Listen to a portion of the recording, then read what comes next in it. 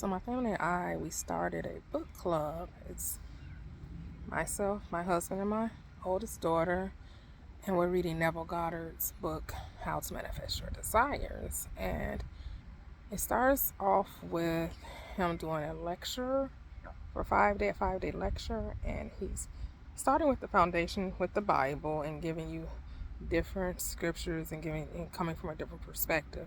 I know that many of us might have a background in church, and we assumed everything was from an external thing. The teaching is always from a physical standpoint, as opposed to what I now believe to be true, a psychological standpoint. And that's where Neville Goddard is coming from.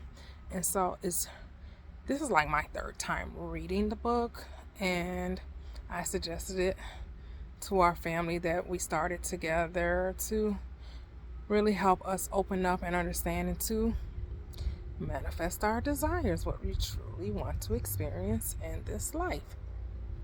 And so we're now finishing chapter 2, and I'm really enjoying the different scriptures that he brought forth.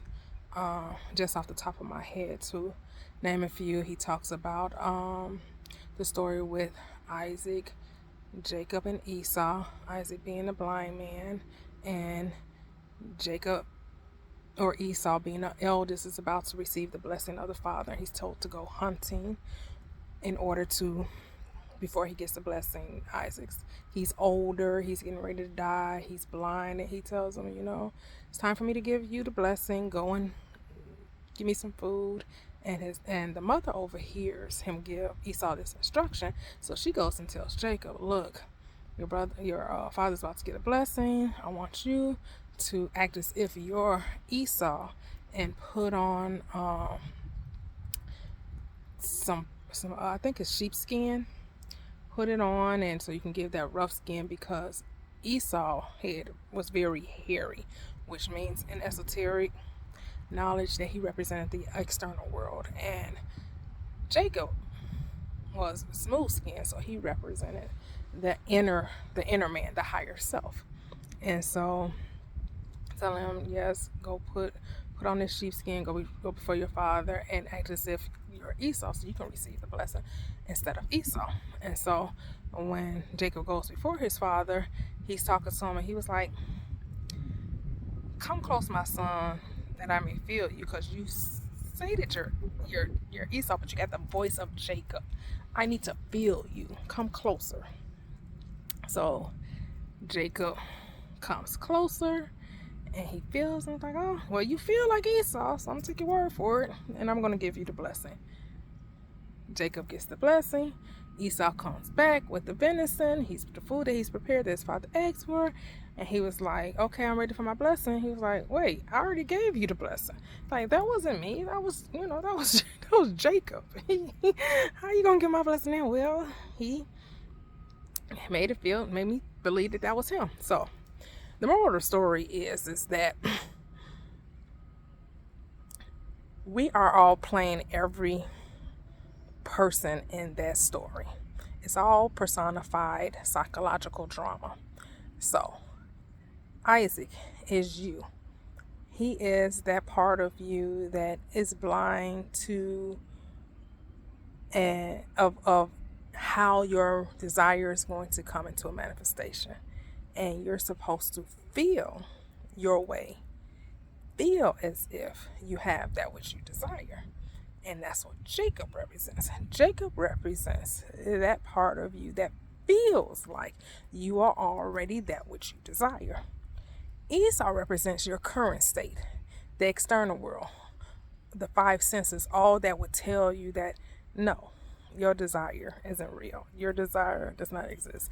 Your desire, you're still that old person. You're still that person. So when in the story tells you that Esau went hunting, it's to tell you that you are to ignore the 5 senses. You are to deny it, not by outwardly saying it, but by giving your attention to the new self, feeling yourself to be that which you desire, which is what Jacob represents. Now I know when we was in the church, I heard this story many times, and it was never told in that fashion. It was always told as if Jacob was this liar who always deceived, and like when he deceived his father-in-law to get Rachel and Leah. He really wanted Rachel, but I believe Rachel was the one he really wanted. And Leah, the father's like, well, the Leah is the oldest, she got to be married first. So he played this game back and forth. Of course, that's also an esoteric story too, but I won't get into that. But yeah, I just like how Neville uses the biblical stories to remind us it's all psychological drama.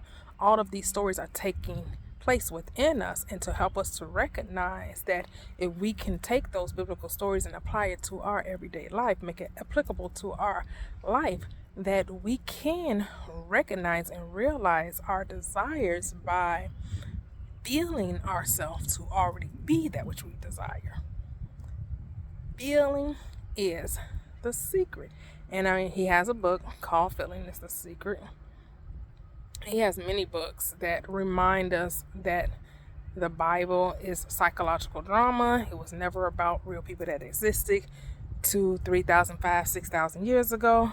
They're all states of consciousness, and that Isaac represents a certain state of consciousness. Jacob represents a certain state of consciousness. Esau represents a certain state of consciousness. And then he also gives you different stories about Jesus, about Joshua, Jacob again as Israel before he becomes Israel, and just reminding us that probably the fastest way to get in the state to become the person you desire is to get in that state right before sleep, get in that drowsy, sleepy state, or what many in the community call SATs, or what we know as to be the state akin to sleep. So I guess it would be SATs, not SATs. State akin to sleep. You really want to be in that really drowsy state, so you're like not forcing anything, not too much effort, but you're really relaxed, and you're getting in the state of the wish being fulfilled. You're living from the end.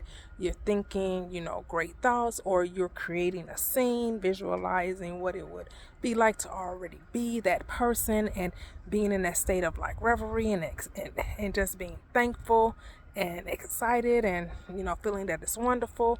Or you're creating a specific scene where you're like hugging someone, or shaking their hand, or they're congratulating you, just whatever it is that would, demonstrate or dictate that what you have desired has come to pass. So yes, this book is really, really helping out. And it's a book I would suggest. It's free. You can find the ebook online. It's called How to Manifest Your Desires by Neville Goddard. And yes, it is a really good book, a really good read, and I think it will help a lot of people and answer a lot of the questions of what is the law of assumption, what is living in the end, what is the state akin to sleep, how to manifest my desires faster, how to understand what let go and detachment, how to affirm correctly. Yes, it covers so much, and it's very, very easy read.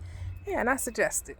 And comes to mind, I'll keep you all up to date on how's it going, or you can ask me questions regarding the book, or if you want to join the book, the book club, message me on Facebook, my Facebook group, which is also called by this name, Prosperous Living with Toyia, or drop a comment and let me know if you would like to join us in this book club, and how to manifest your desires. All right, guys. Talk to you later. Have a wonderful day.